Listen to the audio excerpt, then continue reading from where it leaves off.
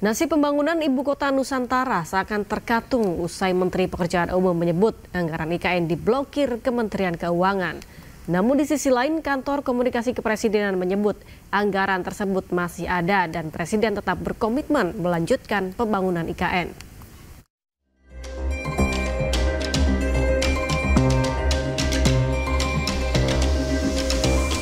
Nasib pembangunan Ibu Kota Nusantara kini tengah terkatung-katung. Kementerian Pekerjaan Umum memastikan anggaran IKN ikut menjadi korban pemangkasan APBN 2025. Dalam paparannya saat rapat kerja bersama Komisi 5 DPR RI, Menteri PU Dodi Hanggodo menyebut proyek IKN bakal terhambat. Pasalnya, hingga saat ini belum ada realisasi anggaran untuk pembangunan IKN karena pemblokiran yang dilakukan oleh Kementerian Keuangan. Meski demikian, Dodi menyatakan Kementerian PU masih menunggu pencairan anggaran dari Kementerian Keuangan dan berdiskusi lebih lanjut terkait prioritas pembangunan yang perlu didahulukan. IKN kayaknya belum ada. Tadi saya bilang, Mbak, kan anggaran kita diblokir semua. Kok saya progres gimana sih? Anggarannya nggak ada progresnya. Buat beli makan siangnya Pak Menteri, itu progresnya. PU itu kan anggarannya diblokir semua kan. Jadi harapan kami ini sudah disetujui. Setelah disetujui kan ada surat khusus tuh. Nanti kami minta buka blokir, baru kemudian kita akan rekomposisi lagi mana yang kira-kira bisa dikutak-atik untuk kemudian bisa mensupport masyarakat luas ya. Di sisi lain, Kantor Komunikasi Kepresidenan menyebut pemblokiran anggaran bukan berarti anggaran tidak ada. Pembangunan IKN masih akan tetap dilanjutkan sesuai dengan komitmen Presiden Prabowo. Kalau diblokir itu kan bukan berarti anggarannya nggak ada kan? Anggarannya belum dibuka. Jadi anggaran IKN itu ada di otorita IKN, ada di Kementerian, anggaran pembangunan IKN itu ada yang di Kementerian PU, ada yang di otorita IKN. Yang jelas komitmen dari Presiden kan berapa hari lalu sudah disampaikan oleh Menko Infrastruktur kan, bahwa selama 5 tahun ke depan Presiden punya komitmen untuk meneruskan pembangunan IKN dengan biaya yang sudah disebutkan. Kalau tidak salah itu 48 triliun komitmen selama 5 tahun ke depan. Dan target pemerintah kan menyelesaikan kawasan inti pusat pemerintahan, membangun gedung yudikatif dan membangun gedung legislatif. Sisanya nanti itu kan akan didorong, yang membangunnya adalah swasta gitu. Sebelumnya, anggaran Kementerian PU tahun 2025 yang semula 110,95 triliun dipangkas sebesar 81,38 triliun sehingga tersisa hanya 29,57 triliun.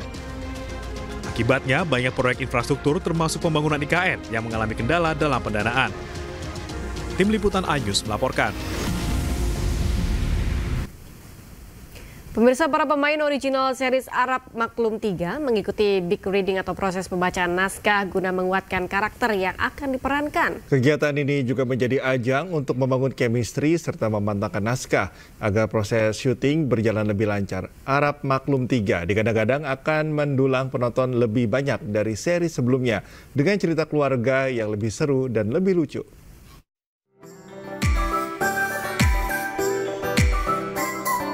Setelah sukses dengan 2 seri sebelumnya, kini Vision Plus kembali memproduksi original series Arab Maklum 3. Series yang kental dengan kehidupan keluarga Arab ini akan segera dirilis untuk menghibur masyarakat di tanah air. Selain para pemeran kawakan, dalam original series ketiganya ini juga akan menampilkan para pemeran baru. Perbedaan spesial di Arab Maklum Season 3 tentunya ada beberapa karakter baru. Yang paling di-highlight adalah karakter adiknya Abah, yaitu namanya Maesaroh yang diperankan oleh Fany Ghazani.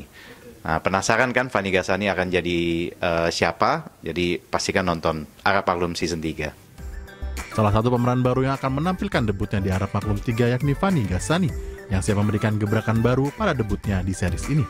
Aku kan di keluargaku yang lumayan kental juga gitu, budaya Arabnya gitu, tapi tetap menjadi diri sendiri gitu, tanpa juga meninggalkan nilai-nilai kehidupan yang seharusnya aku pegang gitu. Ya pasti aku harapannya paling enggak bisa sama dengan 1 dan 2 gitu ya. Syukur-syukur bisa lebih gitu, bisa nge-grab penonton yang lebih banyak dan lebih luas gitu harapannya, dan bisa berlanjut juga ke season-season selanjutnya. Vision Plus menggarap original series ketiga Arab Maklum ini dengan harapan akan melampaui kesuksesan 2 series pendahulunya yang mendulang lebih dari 12 juta penonton. Tim Liputan iNews melaporkan. Menteri ATR BPN Nusron Wahid meninjau lokasi tanah warga yang telah dieksekusi oleh Pengadilan Negeri Cikarang. di Kabupaten Bekasi, Jawa Barat pada Jumat pagi. Ditemukan 5 sertifikat tanah warga yang dianggap sah dan tidak bermasalah karena tidak berada di peta eksekusi. Uangnya boleh utang, boleh minjem sama ibu guru, Pak. Ya, baik, teman-teman ya. Pasca eksekusi tanah yang dilakukan Pengadilan Negeri Cikarang di wilayah Kampung Bulu, Desa Setia Mekar, Kecamatan Tambun Selatan, Kabupaten Bekasi, Jawa Barat, Menteri ATR BPN Nusron Wahid mendatangi tanah warga yang terkena eksekusi oleh Pengadilan Negeri Cikarang. Pihaknya memeriksa 5 sertifikat tanah milik warga dan dianggap sah karena tidak termasuk di dalam peta eksekusi. Almarhum. Oh, ini asli Jogja. Wah, asli Jogja. Ya. Ibu kan Jogja. Bekasi. Suami Jogja, saya Palembang. Oh, Palembang. Wong Kito. Wong Kito Galo. Nusron Wahid menyatakan bahwa Pengadilan Negeri Cikarang harus lebih teliti melakukan eksekusi tanah warga dan lebih berhati-hati karena harus sesuai dengan lokasi peta eksekusi. ATR BPN memastikan 5 tanah milik warga yang terkena eksekusi akan diperjuangkan dan akan menjembatani ke Pengadilan Negeri Cikarang untuk mengganti rumah para warga yang sudah dieksekusi. Ini di mata BPN sah, ya, sekali lagi masih sah, meskipun sudah ada keputusan MA. Kenapa sah? Karena di dalam keputusan MA tersebut, pengadilan dan MA tersebut, tidak ada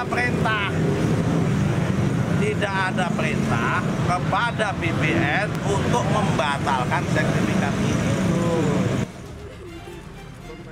Sementara itu, menurut salah satu warga yang tanahnya terkena eksekusi seluas 230 meter persegi, merasa senang dengan kedatangan Menteri ATR BPN ke lokasi eksekusi karena dianggap telah memperjuangkan 5 orang warga yang memiliki sertifikat tanah yang sudah ditempati selama 30 tahun. Menteri mau memperhatikan saya anak kecil. Terima kasih banyak. Terima kasih sekali. Saya sangat terbantu sekali. Untuk kita bertahan hidup lah, tetap punya rumah. Dalam kesempatan ini, Nusron Wahid juga meminta kepada Pengadilan Negeri Cikarang dan BPN Kabupaten Bekasi untuk mengkaji ulang terkait 5 sertifikat warga yang dieksekusi. Dari Kabupaten Bekasi, Jawa Barat, Didit Junadi, iNews melaporkan. Pemirsa, sengketa lahan di kawasan Tanjung Barat, Jakarta Selatan diwarnai adu mulut antara ahli waris lahan dan pihak keamanan. Ketegangan membuat polisi dan petugas BPN turun tangan menengahi keributan.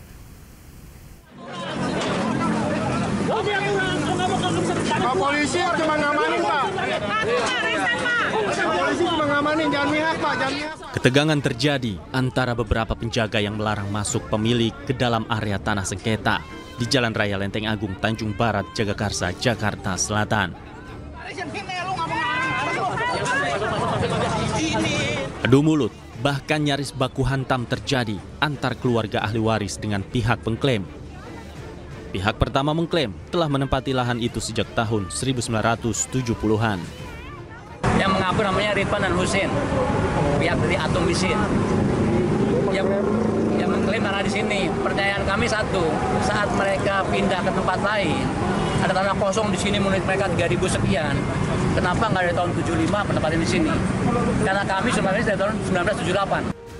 Akibat kisruh sengketa lahan ini, BPN dan Kepolisian Jakarta Selatan ikut turun tangan menengahi kedua pihak.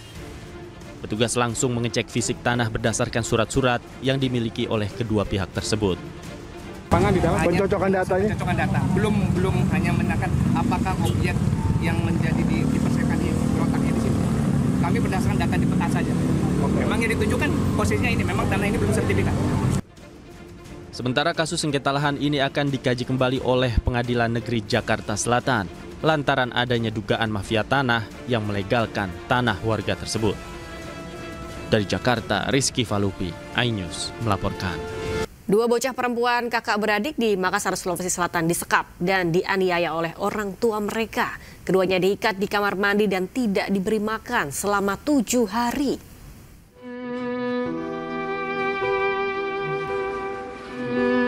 Malang nian nasib 2 bocah perempuan kakak beradik di Makassar, Sulawesi Selatan ini. Keduanya kritis dan dirawat di Rumah Sakit Bayangkara Makassar usai dievakuasi dari sebuah rumah kontrakan. Kedua korban, masing-masing berusia 8 dan 9 tahun, disekap oleh ayah kandung dan ibu tiri mereka. Tak hanya disekap, mereka juga kerap dianiaya dan tidak diberi makan selama 7 hari. Tubuh mereka kurus kering dan dipenuhi luka. Terkadang, pelaku tega mengikat kedua korban di dalam kamar mandi. Pertama itu ada luka bakar di perut sama di paha. Terus untuk anak yang kedua memang luka bakarnya agak lebih banyak karena luka bakarnya sekitar 58% kalau yang anak kedua. Kalau yang pertama sekitar 5% saja. Untuk berapa lamanya mereka di sini mungkin karena kondisinya yang kurang gizi sekali, kemungkinan mungkin sekitar semingguan mungkin tidak makan. Jadi itu butuh waktu. Kita belum bisa pastikan sampai berapa lama. Kedua pelaku mengaku tega menyiksa anak-anak mereka sendiri lantaran kedua korban dianggap nakal.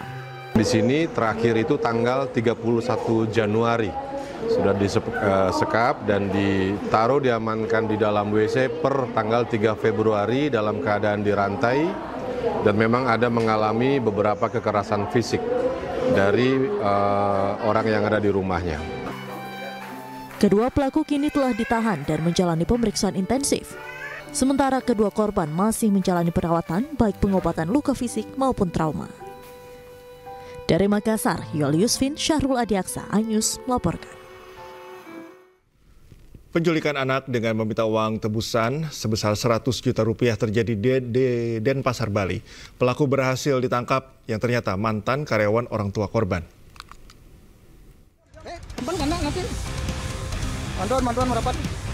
Seorang pria pelaku penculikan anak ditangkap polisi di Jalan Bypass Ngurah Rai Sanur, Bali. Sebelumnya, pria berinisial WS menyandera seorang anak dan meminta tebusan sebesar 100 juta rupiah. Ia juga sempat membawa korban berputar-putar di kawasan Denpasar dengan sepeda motor. Pelaku akhirnya teridentifikasi dari rekaman kamera pengawas sekolah dasar. Ia diketahui merupakan mantan karyawan pengusaha kosmetik yang tak lain orang tua korban.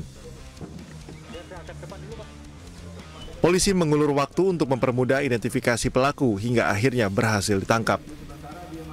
Dalam penyelidikan terungkap, tindakan nekat pelaku didasari rasa kecewa karena diberhentikan sebagai karyawan. Kita lakukan penindakan penangkapan dan anak tersebut Astunggara dalam keadaan sehat dan selamat. Motif sakit hati karena diberhentikan kerja dari perusahaan orang tua anak tersebut. Pelaku hingga kini diperiksa anggota Polsek Denpasar Selatan. Ia terancam hukuman pidana hingga 12 tahun penjara sesuai pasal tentang penculikan dan Undang-Undang Perlindungan Anak. Dari Denpasar, Bali, Indira Ari, iNews melaporkan. Satreskrim Polres Metro Jakarta Utara membongkar praktik pengoplosan gas 3 kg menjadi gas 12 kg di kawasan Kelapa Gading, Jakarta Utara dengan omset miliaran rupiah. Polisi mengamankan seorang pelaku dan ratusan tabung gas.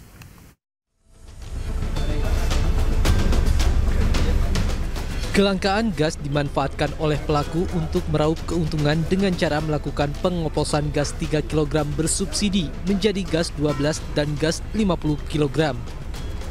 Satuan Reserse Kriminal Khusus Polres Metro Jakarta Utara membongkar praktik pengoplosan gas bersubsidi di kawasan perumahan Kelapa Gading, Jakarta Utara. Dalam penggerebekan, polisi mengamankan 220 tabung gas 12 kg, 82 tabung gas 50 kg, dan 70 tabung gas 3 kg, serta seorang pelaku pengoplosan. Menurut Kapolres Jakarta Utara, Kombes Pol Ahmad Fuadi mengatakan, jika pelaku sudah melakukan pengoplosan sejak tahun 2023 dengan mengambil keuntungan sebesar Rp400.000 dalam satu tabung yang dijual. Beberapa tabung gas LPG yang diduga telah disalahgunakan dengan cara mencampurkan gas bersubsidi untuk pelaku jual kembali dengan harga di bawah eceran tertinggi.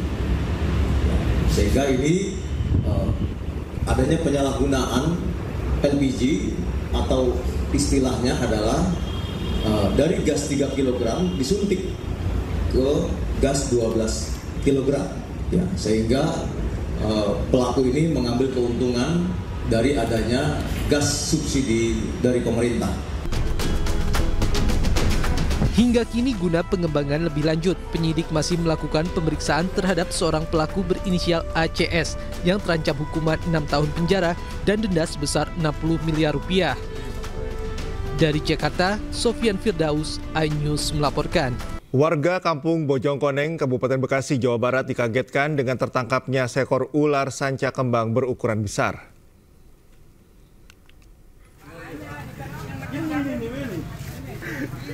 Ular sanca kembang dengan panjang hampir 3 meter berhasil ditangkap oleh warga dengan alat seadanya dan dimasukkan ke dalam sebuah karung. Menurut warga, ular ditangkap ketika ingin memangsa ayam milik salah seorang warga. Rencananya, ular sanca akan dikembalikan ke habitat yang jauh dari permukiman warga agar tak memangsa hewan ternak lainnya. Bebek bunyi-bunyi nggak taunya dimakan ular, dililit ular. Emang udah spontan itu mana kita tangkep. Ada yang bantuin nggak bang itu tadi? Ada itu teman tadi, 1 orang. Emang udah sering kejadiannya bang itu ya, bebek? Sering pada makan banyak binatang yang pada di pinggir kali. Ke informasi lainnya, pemirsa, jelang operasi ketupat 2025, kondisi Jalan Pantura dari Semarang hingga Kabupaten Batang mengalami kerusakan parah.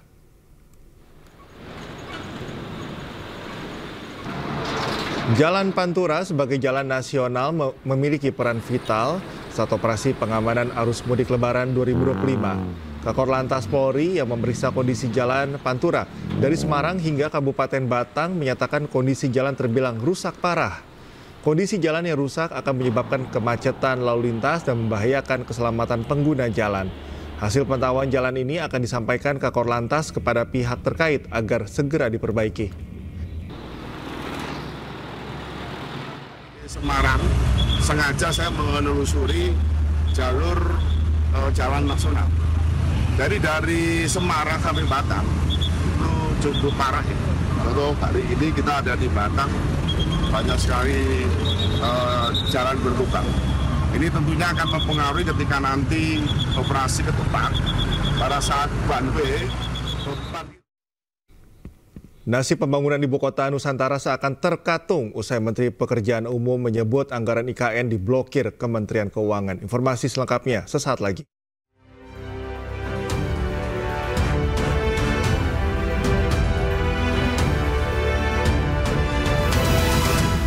Kejaksaan Agung menetapkan Dirjen Anggaran Kementerian Keuangan Isa Rahmatarwata sebagai tersangka kasus korupsi Jiwasraya. Kejagung akan menahan Isa selama 20 hari ke depan di Rutan Salemba.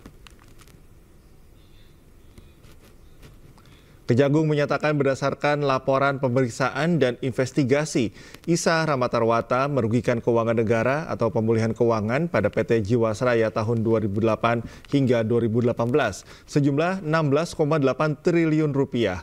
Penyidik telah menemukan bukti yang cukup terkait keterlibatan Isa yang pada saat itu menjabat sebagai Kabiro Asuransi pada Bapepam LK periode 2006-2012. Setelah ditetapkan sebagai tersangka, Isa ditahan di Rutan Salemba Cabang Kejagung untuk pemeriksaan lebih lanjut. Hari ini dilakukan pemeriksaan secara maraton kepada yang bersangkutan dalam kapasitasnya sebagai saksi. Dan setelah pemeriksaan sebagai saksi, penyidik setelah melakukan gelar perkara menemukan adanya peran perbuatan dari yang bersangkutan dalam perkara ini, sehingga oleh penyidik menyatakan yang bersangkutan sebagai tersangka. Dan setelah dilakukan pemeriksaan terhadap yang bersangkutan sebagai tersangka, penyidik juga berketetapan untuk melakukan penahanan terhadap yang bersangkutan. Pengadilan Negeri Jakarta Selatan menggelar sidang pra-peradilan penetapan tersangka Sekjen PDIP Hasto Kristianto pada Jumat pagi. Tim hukum Hasto membawa 6 saksi dan ahli untuk melawan KPK. Yang pertama pemeriksaannya kita sidang yang dipimpin Hakim Tunggal Jum Yamto beragendakan mendengarkan keterangan 2 saksi dan 4 ahli pidana dari kubu Hasto. Ahli pidana yang hadir diantaranya Jamin Ginting, Marus Ali, dan Marwarar Siahaan. Sementara 2 saksi fakta yang dihadirkan yakni ex-anggota Bawaslu Agustiani Tio Fridelina dan staf Hasto bernama Kusnadi. Dalam persidangan kali ini terungkap bahwa salah satu saksi bernama Agustiani Tio mengaku mendapat intimidasi oleh penyidik KPK. Ia juga mengaku ditawari uang sebesar 2 miliar rupiah sebelum pemeriksaan KPK.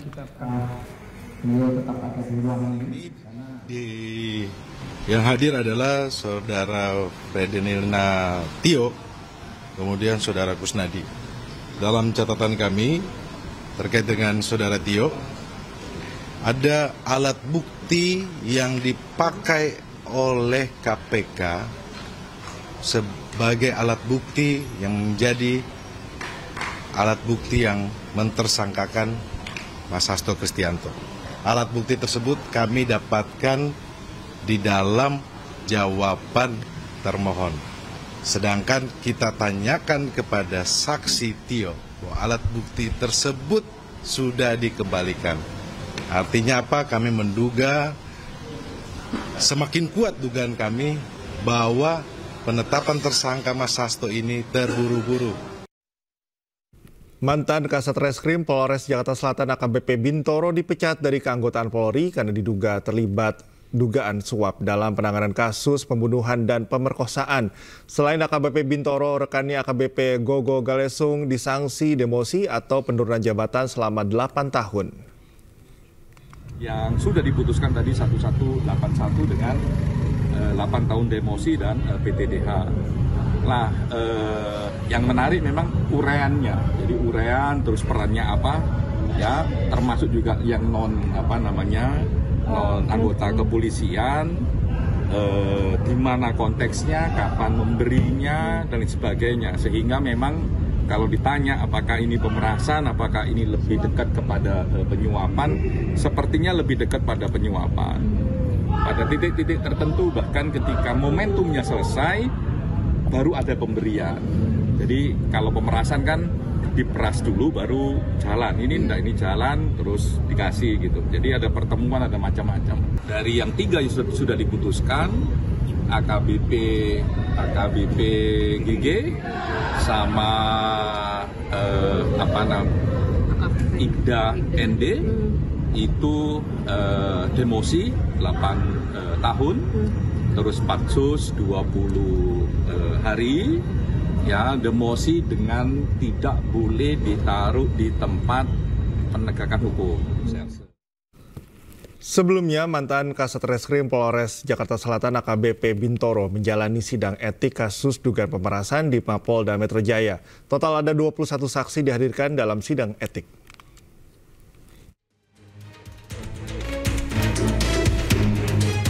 Kompolnas membeberkan dugaan kasus pemerasan yang menjerat AKBP Bintoro. Total ada 5 terduga pelanggar yang dijadwalkan menjalani pemeriksaan etik. Mereka adalah mantan Kasat Reskrim Polres Metro Jakarta Selatan AKBP Bintoro, AKBP Gogo Galesung, mantan Kanit PPA Polres Metro Jakarta Selatan AKP Mariana, AKP Ahmad Zakaria, dan seorang Ibda berinisial N. Kasus ini dipantau oleh Kompolnas, termasuk proses hukum yang berjalan terhadap seluruh terduga pelanggar etik. Kompolnas juga menyoroti soal lambatnya proses penanganan, dugaan aliran dana, hingga keterlambatan berbagai pihak. Sebanyak 21 saksi akan dihadirkan untuk sidang etik AKBP Bintoro. Sementara dalam kasus ini juga ada peran seseorang yang diduga melakukan penyuapan kepada AKBP Bintoro dan teman-teman. Kalau ditanya lebih dalam lagi, karena masuk ya ke WA saya, ditanya apakah ini lebih dekat ke pemerasan ataukah ini lebih dekat ke penyuapan. Kalau kita lihat struktur cerita, tapi memang harus diuji, ini lebih dekat dengan penyuapan. sehingga memang peran non anggota kepolisian sangat signifikan. Dan ini nanti semoga dia datang gitu ya, untuk bisa diperiksa. Tapi yang pasti tadi diumumkan kurang lebih akan dipanggil 21 saksi yang akan diperiksa untuk satu tersangka AKBP B. Kompolnas terus menjalin komunikasi dengan berbagai pihak, termasuk Bitpropam Polda Metro Jaya yang dalam hal ini bertindak cepat menindaklanjuti dugaan pelanggaran etik AKBP Bintoro dan kawan-kawan. Dari Jakarta, Tim Liputan iNews melaporkan.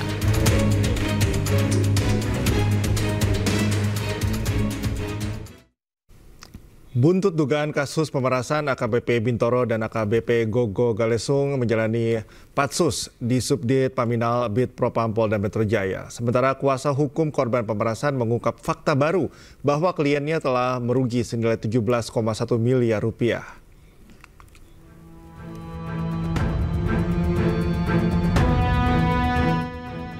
Polda Metro Jaya memastikan Propam akan menyelesaikan penyidikan dan menggelar sidang etik terhadap mantan Kasat Reskrim Polres Metro Jakarta Selatan, AKBP Bintoro, dan juga AKBP Gogo Galesung, terkait kasus dugaan pemerasan. Korban pemerasan juga telah diklarifikasi terkait adanya keterlibatan pihak selain AKBP Bintoro. 4 oknum polisi termasuk AKBP Bintoro serta AKBP Gogo Galesung menjalani penempatan khusus di Subdit Paminal Bitpropam Polda Metro Jaya sejak tanggal 25 Januari 2025. Terhadap yang bersangkutan dan 3 orang lainnya telah dimutasi dari jabatannya dan telah dilakukan penempatan khusus atau patsus di Bitpropam Polda Metro Jaya.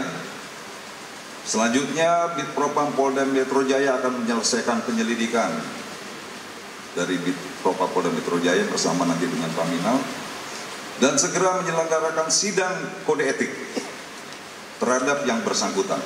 AKBP Bintoro membantah pernah berkomunikasi dan telah melakukan pemerasan 20 miliar rupiah kepada tersangka kasus pembunuhan AN yang merupakan anak dari bos sebuah klinik kesehatan dengan iming-iming menghentikan penyidikan. Sementara kuasa hukum tersangka pembunuhan AN dan B menyebut kliennya mengaku merugi senilai 17,1 miliar dan meminta Bintoro untuk mengembalikannya. Bukti-buktinya nanti akan kami bawa ke persidangan, ya ke persidangan. Bukan bukti yang disampaikan yang beredar sama sekali 20 miliar. Yang ada adalah pengakuan klien kami dengan surat pernyataan itu 17,1 miliar.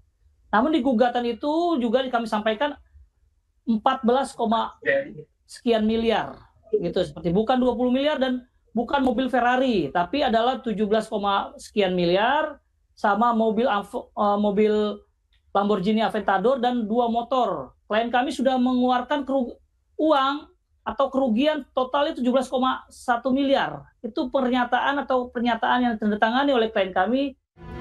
Dugaan pemerasan ini mencuat setelah kuasa hukum 2 tersangka pembunuhan memasukkan gugatan perdata ke Pengadilan Negeri Jakarta Selatan. AKBP Gogo Galesung yang menjabat Kasubdit 2 Ditreskrimum Polda Metro Jaya sempat menuai sorotan masyarakat karena memperbolehkan debt collector untuk menarik kendaraan di jalan asalkan dilakukan dengan baik-baik. Sikap ini berbeda dengan Kapolda Metro Jaya saat itu, yakni Irjen Fadil Imran yang menilai debt collector arogan saat menarik kendaraan nasabah. Tim Liputan iNews melaporkan. Wakil Ketua Komisi 3 DPR RI Ahmad Sahroni terlibat perdebatan dengan Polwan Ibda Feren Azhara Putri. Keduanya beradu pendapat perihal kasus siswa Bintara Valiono Roni Rafael yang dikeluarkan dari Sekolah Polisi Negara atau SPN Polda Jawa Barat. Langsung dikonfirmasi dengan siapa ini namanya, Bu? Perdebatan terjadi dalam rapat Komisi 3 DPR RI Jumat siang. Ahmad Sahroni beradu pendapat dengan Ibda Feren perihal siswa Bintara Valiono Boni Rafael yang dikeluarkan oleh Sekolah Polisi Negara Polda Jabar. Valiono dikeluarkan pada 3 Desember 2024 karena dinyatakan mengalami gangguan jiwa. Sahroni menganggap penilaian tersebut hanyalah sebuah asumsi. Sahroni bahkan sempat memotong pembicaraan Ibda Feren karena menurutnya paparan tersebut merupakan ujaran kebencian. Memiliki perilaku atau sikap yang arogan dan angkuh. Yang bersangkutan sendiri pada saat diwawancara, saya tanya, bagaimana sih? Bu Baren, stop. Karena ini udah meluapkan kebencian, ini nggak baik, ini nggak boleh. Ini nggak bisa. Ini bukan faktual dari cerita apa yang terjadi. Ini hanya kebencian, nggak boleh ini. Masa menuduh si ini nggak benar, si ini nggak benar, si itu nggak benar. Pertanyaan saya akan tanya ibu apakah benar? Belum tentu loh. Pemirsa, Presiden Prabowo Subianto memimpin sidang perdana Dewan Pertahanan Nasional di Istana Kepresidenan Bogor, Jawa Barat. Dalam sidang, Prabowo membahas tugas dan fungsi Dewan Pertahanan Nasional untuk melindungi segenap bangsa Indonesia.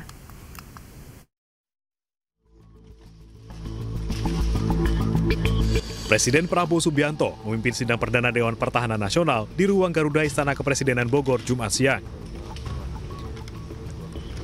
Dalam sambutannya, Prabowo menyebut Dewan Pertahanan Nasional sejatinya telah diamanatkan dalam Undang-Undang Nomor 3 Tahun 2002. Namun demikian, setelah 22 tahun berlalu, baru diwujudkan pada tahun ini. Prabowo juga menyebut pertahanan merupakan urusan vital bagi sebuah negara. Tujuan nasional pertama adalah melindungi segenap bangsa Indonesia dan seluruh tumpah darah Indonesia. Azas pertama adalah azas perlindungan. Artinya azas pertahanan.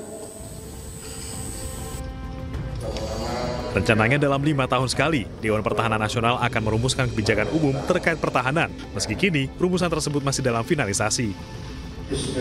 Dari Bogor, Jawa Barat, Salam Rahmat, Bagus Prasetyadi, iNews melaporkan. Sinyal reshuffle kian mencuat sering berjalannya masa kerja Kabinet Merah Putih. Elit Partai Gerindra mengakui ada anggota kabinet yang tidak seirama dengan Presiden.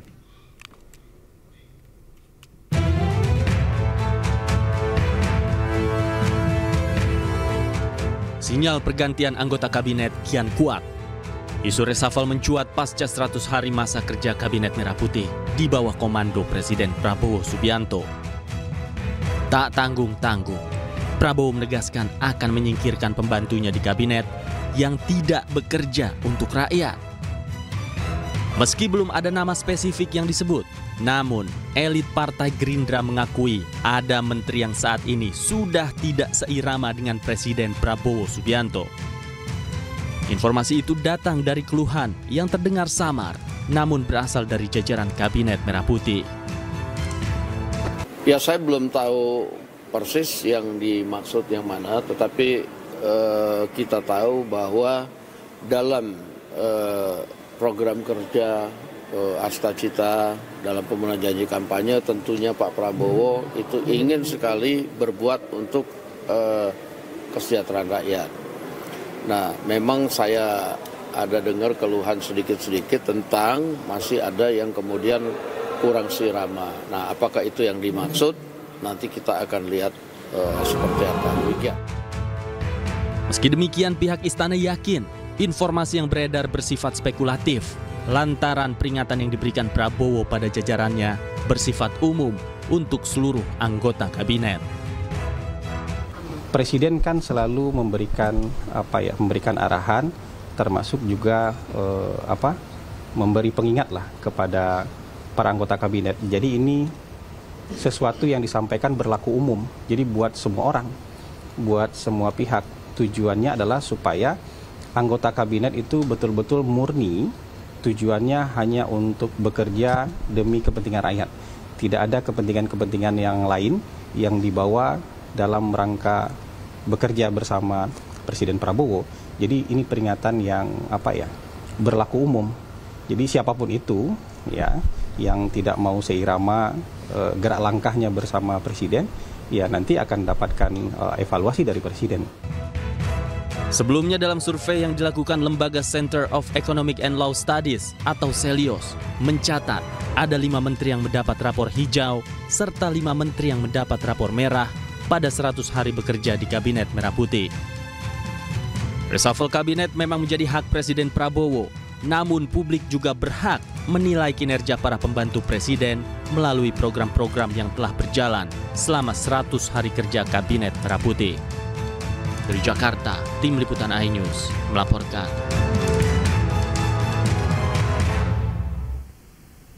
Nasib pembangunan Ibu Kota Nusantara seakan terkatung usai Menteri Pekerjaan Umum menyebut anggaran IKN diblokir Kementerian Keuangan. Namun di sisi lain, Kantor Komunikasi Kepresidenan menyebut anggaran tersebut masih ada dan Presiden tetap berkomitmen melanjutkan pembangunan IKN.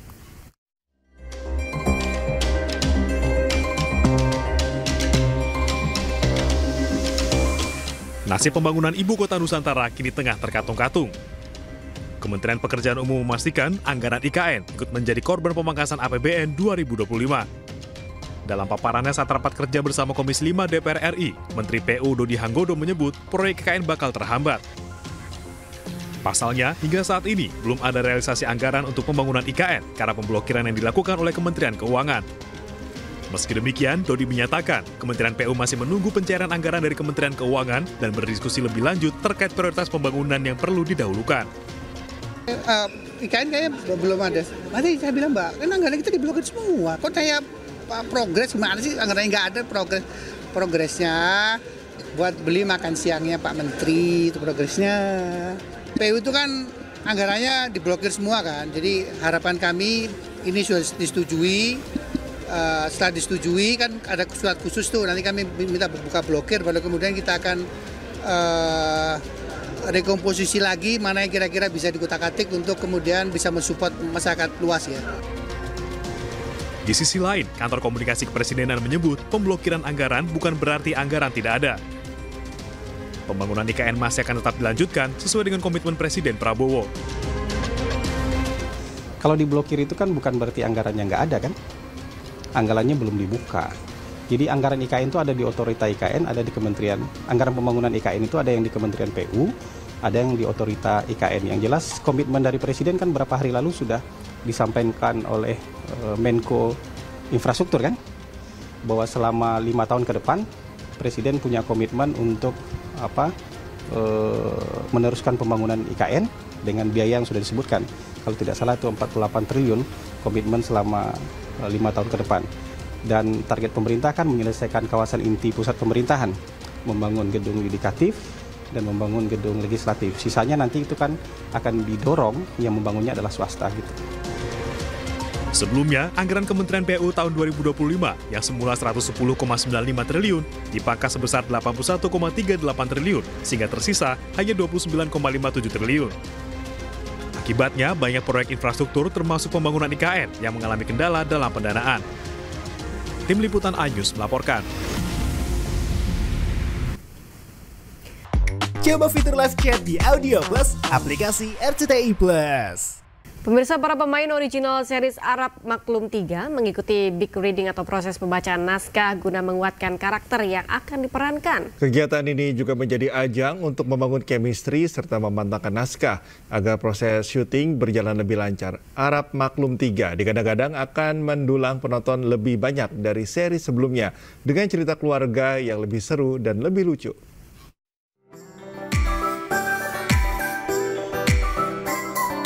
Setelah sukses dengan 2 seri sebelumnya, kini Vision Plus kembali memproduksi original series Arab Maklum 3.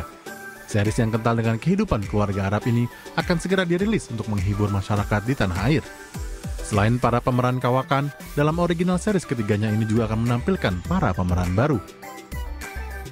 Perbedaan spesial di Arab Maklum Season 3 tentunya ada beberapa karakter baru. Yang paling di-highlight adalah karakter adiknya Abah, yaitu namanya Maesaroh yang diperankan oleh Fani Ghazani. Nah, penasaran kan Fani Ghazani akan jadi siapa? Jadi pastikan nonton Arab Maklum Season 3. Salah satu pemeran baru yang akan menampilkan debutnya di Arab Maklum 3 yakni Fani Ghazani, yang siap memberikan gebrakan baru pada debutnya di series ini. Aku kan di keluargaku yang lumayan kental juga gitu, budaya Arabnya gitu, tapi tetap menjadi diri sendiri gitu, tanpa juga meninggalkan nilai-nilai kehidupan yang seharusnya aku pegang gitu. Ya pasti aku harapannya paling enggak bisa sama dengan 1 dan 2 gitu ya. syukur-syukur bisa lebih gitu, bisa nge-grab penonton yang lebih banyak dan lebih luas gitu harapannya, dan bisa berlanjut juga ke season-season selanjutnya. Vision Plus menggarap original series ketiga Arab Maklum ini dengan harapan akan melampaui kesuksesan 2 series pendahulunya yang mendulang lebih dari 12 juta penonton. Tim Liputan iNews melaporkan. Coba fitur dengarkan berita di News Plus aplikasi RCTI Plus. Pelatih Timnas Indonesia Patrick Kluivert memantau pertandingan Liga 1 antara Persita Tangerang melawan Persik Kediri.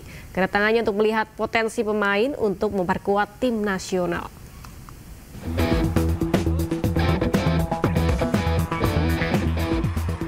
Pelatih Timnas Indonesia Patrick Kluivert bersama tim kepelatihannya memantau pertandingan Liga 1 antara Persita Tangerang melawan Persik Kediri pada Jumat sore di Indomilk Arena, Kabupaten Tangerang, Banten. Kluivert terlihat fokus dan berdiskusi memantau potensi setiap pemain untuk dapat memperkuat timnas. Ini jadi kali kedua Kluivert menyaksikan langsung pertandingan Liga 1. Kehadiran Kluivert di pertandingan Liga 1 juga merupakan program kerjanya untuk timnas Indonesia. Kluivert langsung memantau para pemain hingga membangun komunikasi yang baik dengan klub. Lihat tim Persita, squad Persita.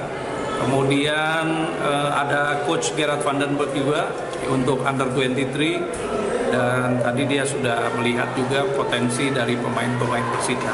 Dia lihat potensi, kemudian juga macam-macam, tadi bertanya mengenai sejarah klub, juga pemain-pemain yang ada sekarang, dan bagaimana manajemen, kemudian juga tim, ya, baik dari pemilihan pemain maupun nanti dari akademi, yang terutama dari EPA dan akademi Persita yang kita promosikan ke tim senior.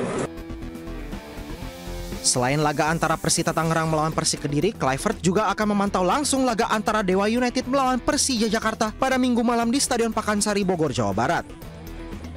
Dari Kabupaten Tangerang, Banten, Aimarani, iNews melaporkan.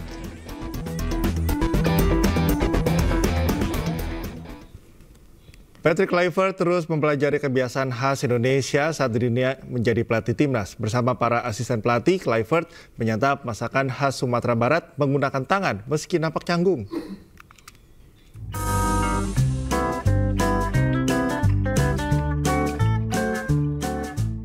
Ada suasana yang berbeda saat pelatih timnas sepak bola Indonesia Patrick Kluivert menikmati makan siangnya saat berada di sebuah rumah makan di Jakarta.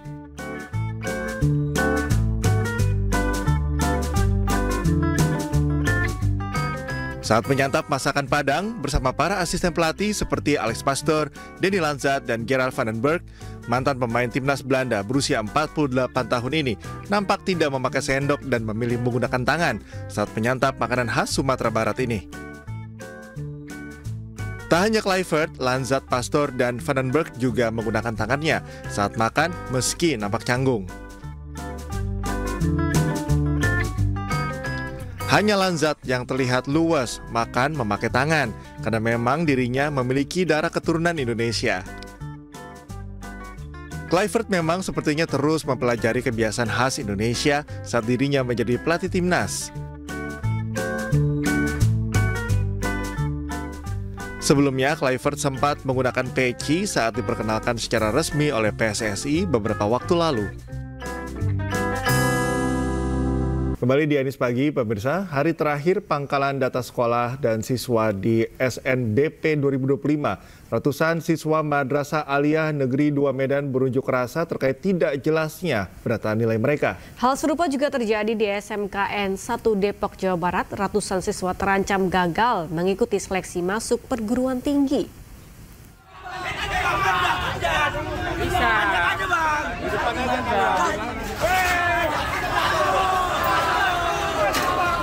Ratusan pelajar kelas 12 Madrasah Aliyah Negeri 2 Medan, Sumatera Utara berunjuk rasa di halaman sekolah Jumat pagi.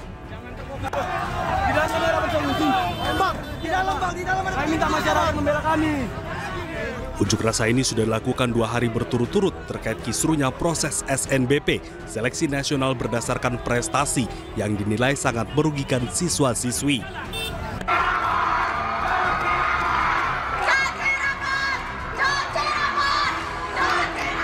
Salah satu siswi kelas 12 mengatakan jika nilai mereka dari semester 1 hingga semester 5 ketika diinput hasilnya 0. Hal ini dianggap salah satu kelalaian dari pihak sekolah dalam pendataan nilai. Sampaikan apa yang kalian sampaikan kepada orang tua.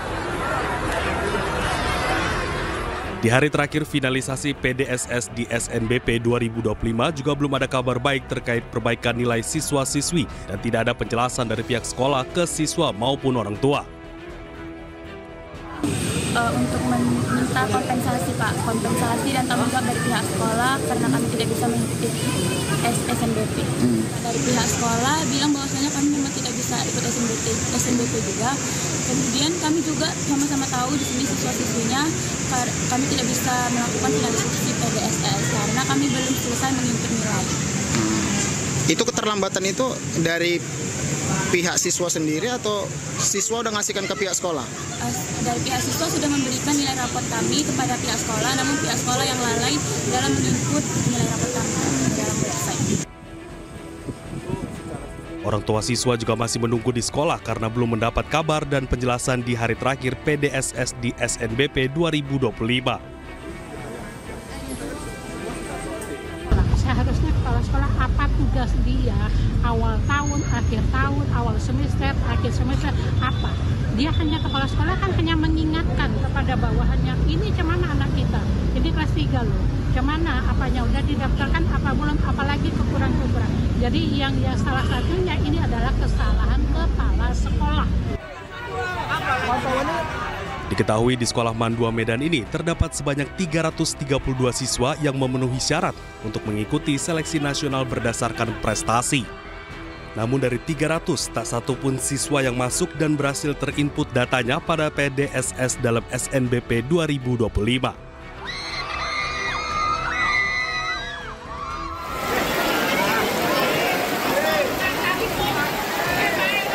Ratusan siswa SMKN 1 Depok menggelar aksi unjuk rasa di sekolah.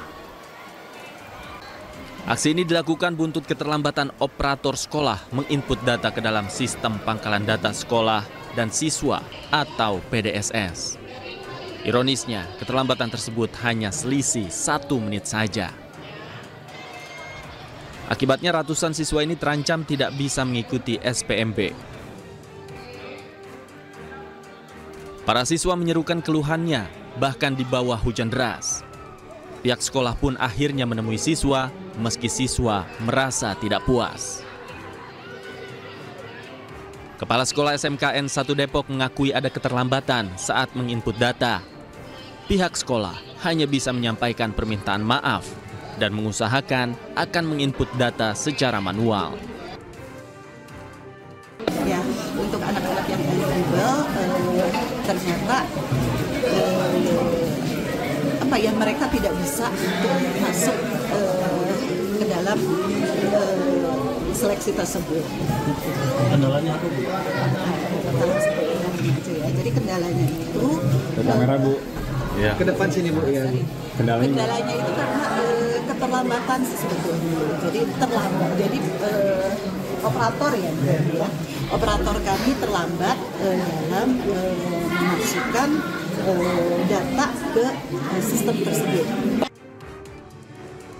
Sementara itu keterlambatan seperti ini pernah terjadi pada tahun sebelumnya, namun tidak dievaluasi oleh sekolah. Para siswa juga mendapat ancaman dari salah satu guru melalui pesan WhatsApp jika melakukan protes. Nah, yang menjadi pertanyaan kita, kenapa sekolah tidak menjadikan bahan evaluasi itu untuk tahun-tahun ke depannya, tapi kenapa masih terjadi seperti ini?